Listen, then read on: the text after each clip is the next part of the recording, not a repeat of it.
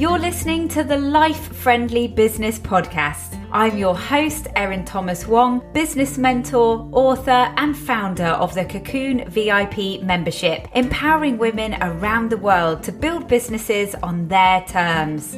If you want to grow and scale a business that works in harmony with your family and your life, this podcast is for you.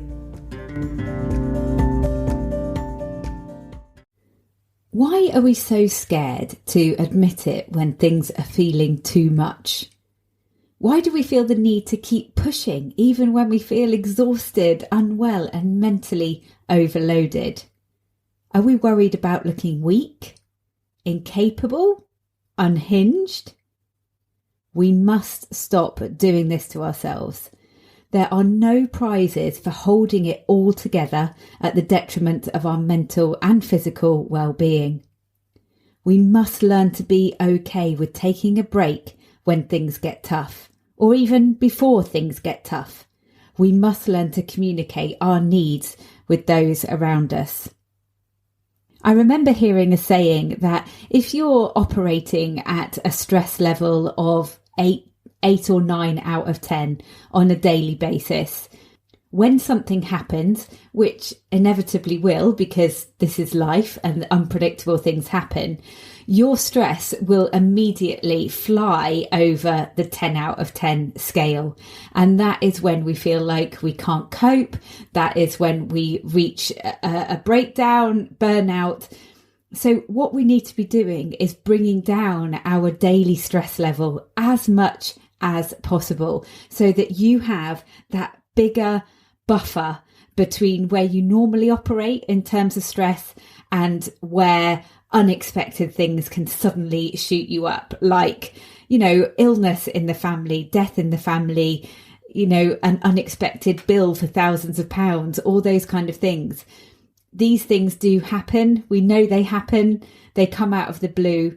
And so what we need to be doing is making sure that we are managing our stress and our mental capacity.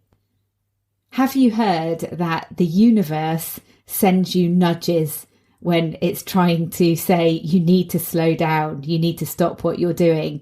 And if you don't listen, it will hit you round the head with a 4x4. So that's when people suddenly get ill and literally they are forced to stop because they haven't been listening to, sometimes obviously there are exclusions to this. We haven't been listening to those small messages from our body and from the universe that say, hey, you're operating at a really high 9 out of 10 stress level here. This is not going to end well. You need to take control now.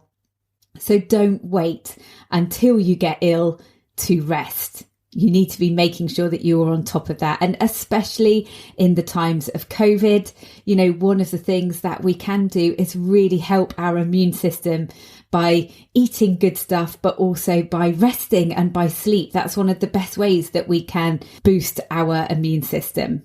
So I'm actually recording this episode from my solo business retreat.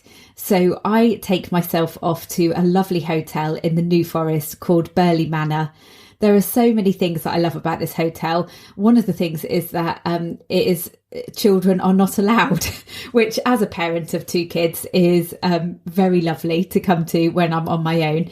Also, it's quite a small hotel and it's not intimidating, and I feel completely comfortable being here on my own. I feel comfortable going to eat in the restaurant on my own. The staff are also lovely and friendly.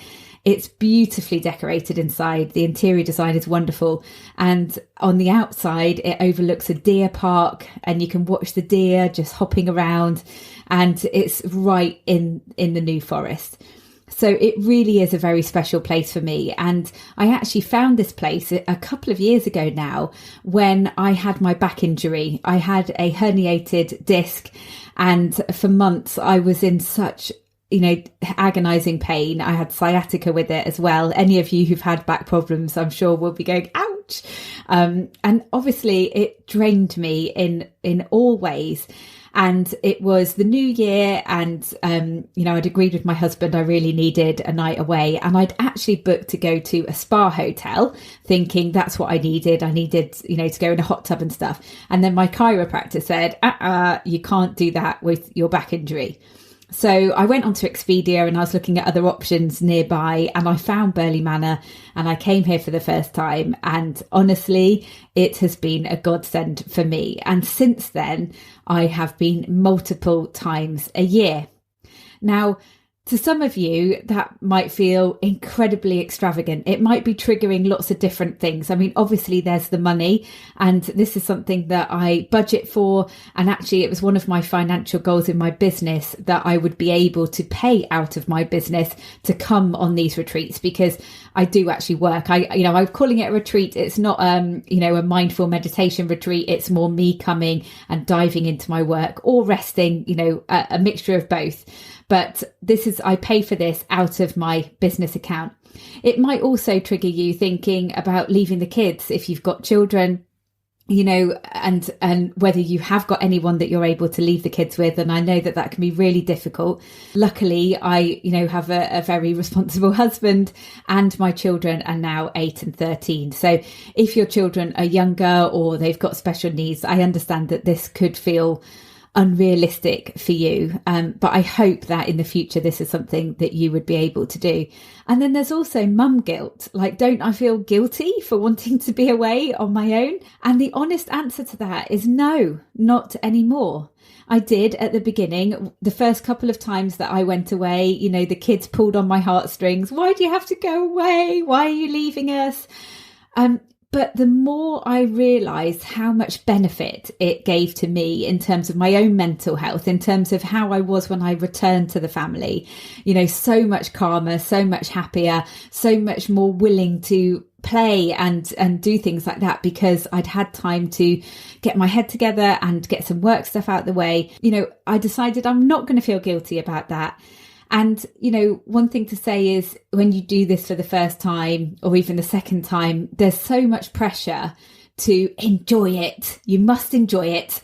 And you also must be productive. And sometimes that is where we sabotage ourselves, because we have so much pressure that we're kind of paralyzed. And, also in the past, I've kind of made myself feel a little bit ill because I've kind of thought, I'm not sure I deserve this. And so then I get a headache or my back hurts or something like that. So these are all kind of processes that I've been through, but I've been very much aware that it has been really self-sabotage. And I just want to add in a side note here.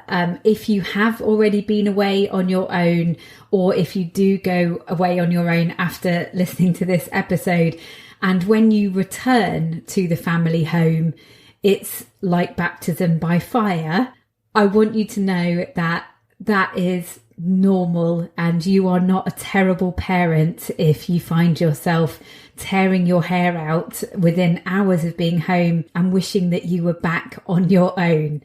It is totally understandable, because when we get off the treadmill and we start doing things at our own pace again without having to worry about everyone else around us, when we have to step back onto that treadmill, it can feel quite fast. You know that feeling of trying to jump onto a moving object.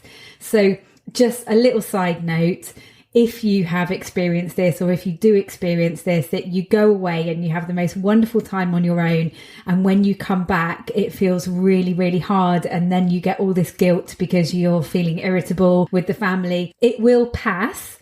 And it's also completely normal. So please do not beat yourself up if that happens. Now that I have decided, and I've discussed it with my husband, and I've planned it into my business budget, I will be doing this at least a few times a year. Normally I do one night. At the moment right now I've done two, and I have to say it is the way forward. But I'm not always going to be able to afford the time and money for 2 nights. But now I've decided that I will be peppering these retreats throughout the year it's become a kind of norm. And it's like, oh, the kids are saying, oh, mum's going to Burley Manor again. And I'm like, yes, and I'm going to have a lovely time. And I don't feel guilty. And actually, dad takes the opportunity to treat the kids to a takeaway or take them out to a football game or something. And it becomes a win-win all round. So that's my experience of doing these retreats. You know, I find that it really allows me to step away from the daily treadmill of school runs, cooking for the family, putting the washing on, unloading the dishwasher, all those things. And it allows me to really get into my natural flow. I am an early bird. I wake up at like 5:30 in the morning, but it's absolutely fine because I can have a nap mid-morning. And I work around my energy flows. I do some work and then I watch TV, or I have a nap, or I go for a walk. I have something to eat, and it is just absolutely blissful. And, you know, as a parent, we don't get to do that very much. And so to allow yourself to gift yourself that time is absolutely invaluable. But, you know, the reason that I do this most of all is because I do often feel a bit overloaded with life stuff. And I'm sure that you feel the same. And this is my time. This is my time to decompress.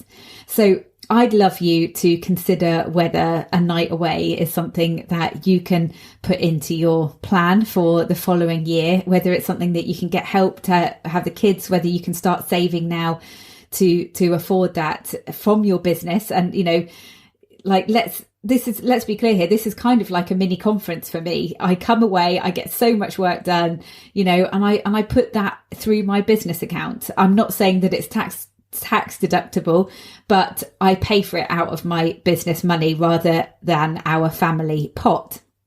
So if you are pushing yourself really, really hard and ignoring those nudges from the universe that are saying you need to slow down, here are some signs that you need to stop. Number 1, you can't think straight.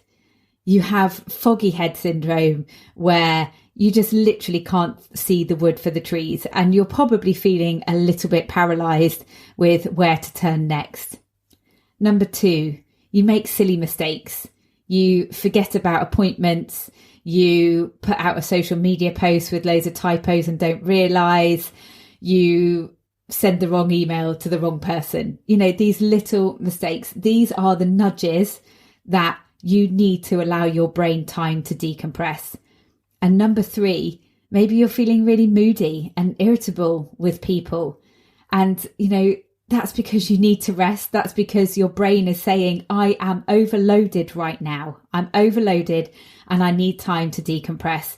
It also could be because you don't have your boundaries in place and you're allowing other people's urgent stuff to take over what's important to you. You know, so these are signs that you really need to allow yourself time to rest. And it doesn't always have to be a night away. That's the goal to me. That's the luxury. But even doing meditation and mindfulness, even looking on YouTube for a 20-minute video where you can lie on your bed, put your headphones in and just listen to a guided meditation or a guided visualization and allow your brain time to decompress. I think that we can be so guilty of running from one thing to the next, especially when you're running your business at home. It gets to 2:30, you quickly rush out the door and go and pick the kids up from school. And then you've got the kids talking to you all the way home, which is wonderful to hear all about their day, but your brain is still processing work stuff. Then you get home and it's straight on to preparing dinner, and then it's doing bedtime, which I always find the hardest time of day. I will put my hand up and say, you know, that doing that bedtime reading is always something I struggle with, because by 7:30, 8 o'clock, I am done for the day. So we need to be pacing ourselves and we need to be managing our energy. So if any of this is resonating with you, if you're thinking, do you know what, my brain is telling me all the time that it's overloaded, you really need to take control. You need to take control of your diary. You need to schedule in time for breathing during the week, whether you schedule that as CEO time where you don't have any calls, or you schedule in that yoga class that you've been meaning to do, Or you simply decide that for half a day, once or twice a week, you're going to block out that time. And it doesn't mean that you're not going to work. If you want to work, brilliant. But stop other people's appointments and things like that from filling up your diary so that you're literally stuck on this treadmill of working, picking up the kids, picking up the kids, doing dinner, all that kind of stuff. So take control and build in buffers into your diary so that when these unexpected things happen, it's okay because you've got flexibility. So I did a post on social about the other week when I had the Impact online workshop event, and the day before I had allowed the whole day to practice my talk and get ready for the event, and then my son was off sick and I literally felt like a toddler. I wanted to stamp my feet and say, it's not fair, this isn't how today was supposed to go. But I had to pull it together and be like, look, it's okay. And because I had built in flexibility and earlier, the week before that, I'd been planning the talk, it was pretty much there.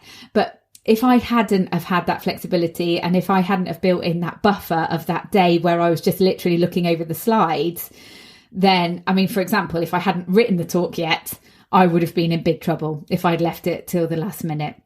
So look ahead at your week, and I would say to block out regular time in your diary weeks in advance, because as you get to that week coming up, it's too late.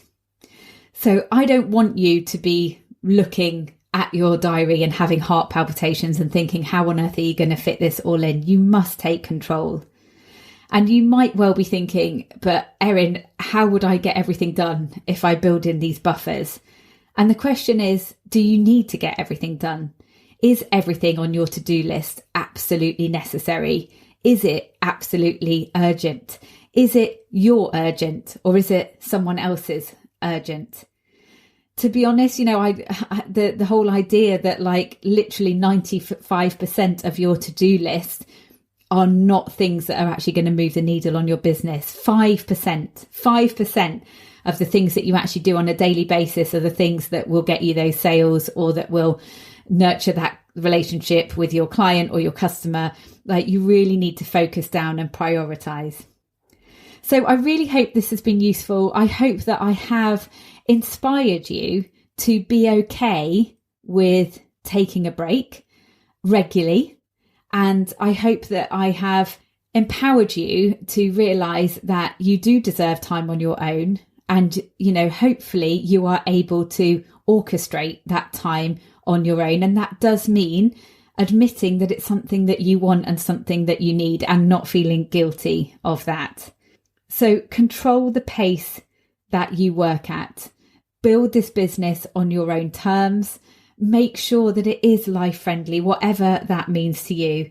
And that's the way that you're going to be able to avoid overwhelm and burnout. If you've enjoyed this episode, please do reach out on social, and please share with any friends who need to hear this. You've been listening to the Life Friendly Business Podcast, which is all about carving your own path and doing it at your own pace. But I know that's not easy to do. So to help you decide what a life-friendly business looks like for you, and help you to stick to the boundaries and commitments needed to create that, I've created the Life Friendly Business Prescription. Download this free workbook and spend 30 to 60 minutes reflecting on what life-friendly means to you and the changes you may need to make in order to achieve the work-life balance you desire. Once you've made these decisions, you can add them to your own printable life-friendly business prescription that you can put on your wall to remind yourself that you have the power to design your very own life-friendly business. Download yours now at lifefriendlybusiness.com/prescription.